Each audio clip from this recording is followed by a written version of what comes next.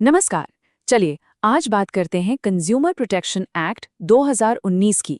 देखिए हम सब किसी न किसी तरह से एक कंज्यूमर तो हैं ही, है ना? और ये कानून सिर्फ कोई मामूली अपडेट नहीं है। ये बाजार में हमें और आपको यानी कंज्यूमर्स को पहले से कहीं ज्यादा पावरफुल बनाता है। तो चलिए देखते हैं कैसे। कभी सोचा है कि नया नवेला महंगा फोन खरीदा और हफ्ते भर में ही वो खराब हो गया, या किसी सर्विस के लिए पैसे दिए और वो एकदम घटिया निकली। ऐसी सिचुएशन में ना अक्सर हमें लगता है कि अब कुछ नहीं हो सकता, लेकिन कंज्यूमर प्रोटेक्शन एक्ट 2019 इसी सोच को बदलने के लिए है। ये हमें सिर्फ एक खरीदार नहीं बल्कि एक ताकतवर उपभोक्ता बनाता है।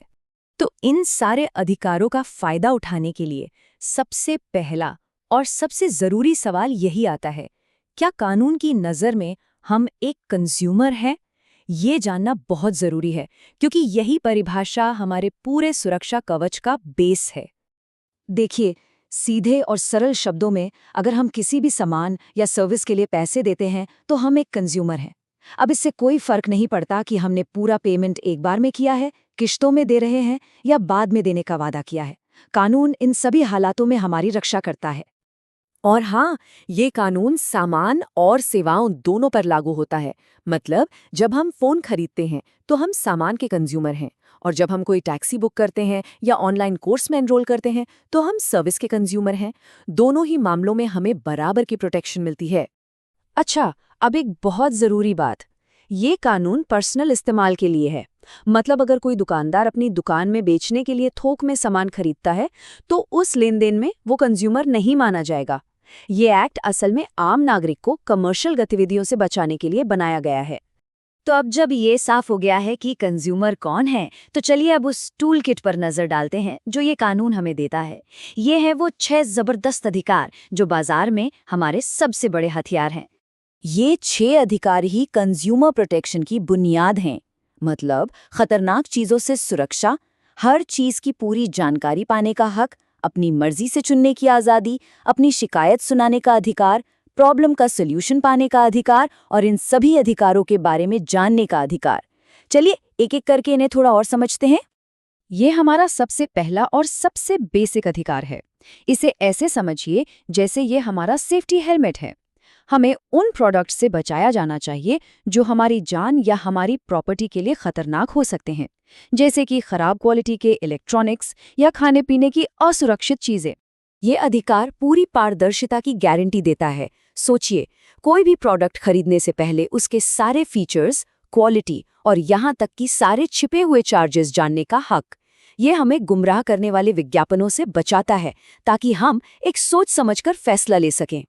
इसका मतलब ये है कि हमें कोई एक ही चीज खरीदने के लिए मजबूर नहीं कर सकता। बाजार में कंपटीशन होना चाहिए ताकि हमारे पास कई सारे ऑप्शंस हों और हम उनमें से अपने लिए सबसे बेस्ट चुन सकें।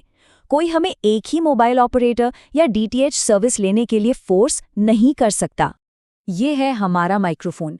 अगर हमें किसी प्रोडक्ट या सर्विस से कोई भी शिकायत है तो हमारी बात को पूरी गंभीरता से सुना जाना चाहिए। इस अधिकार का मतलब है कि हमारी शिकायतों को सही जगह पर सही तरीके से सुना जाएगा और उन्हें नज़रअंदाज नहीं किया जाएगा।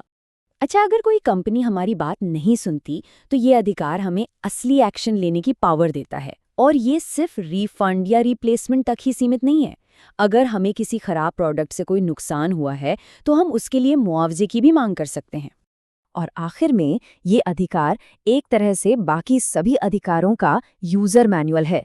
हमें अपने इन सभी अधिकारों के बारे में जानने का पूरा हक है, जो कि एक जागरूक और पढ़ा लिखा कंज्यूमर ही अपने हक की सबसे अच्छी लड़ाई लड़ सकता है। तो ये सारे अधिकार सुनने में तो बहुत अच्छे लगते हैं ना, लेकिन अगर कोई इन्हें मानने से इनकार कर दे तो यहीं पर 2019 का ये एक्ट एक बहुत बड़ा बदलाव लाता है।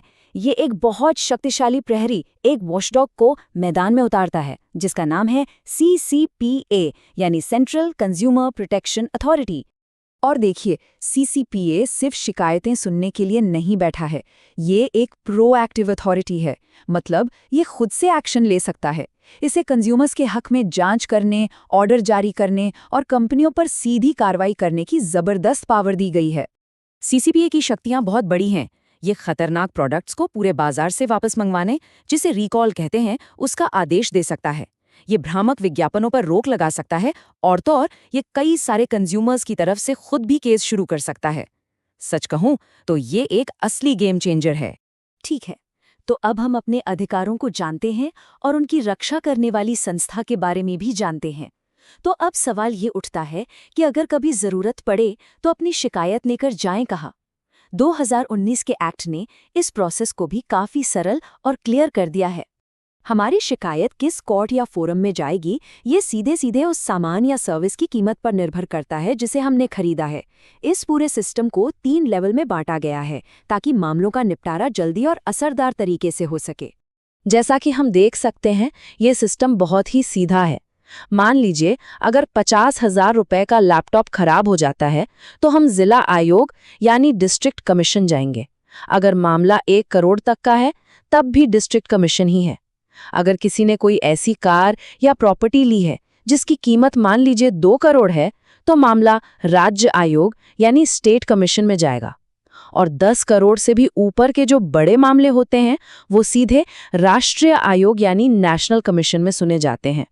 कुल मिलाकर इस पूरे कानून का, इस पूरी बातचीत का बस एक ही मकसद है, कंज्यूमर के हितों की रक्षा करना, उसे ताकत देना और ये पक्का करना कि बाजार में उसके साथ बिल्कुल सही और निष्पक्ष व्यवहार हो। तो अब जब हमें अपने अधिकारों के बारे में पता है तो अगली बार जब भी हम कुछ भी खरीदें तो एक जागरूक कंज्यूमर की तरह खरीदें। सवाल पूछें, पूरी जानकारी लें और अगर कुछ भी गलत हो तो अपनी आवाज उठाने से बिल्कुल भी न डरें, क्योंकि आखिर में ज्ञान ही असली शक्ति है।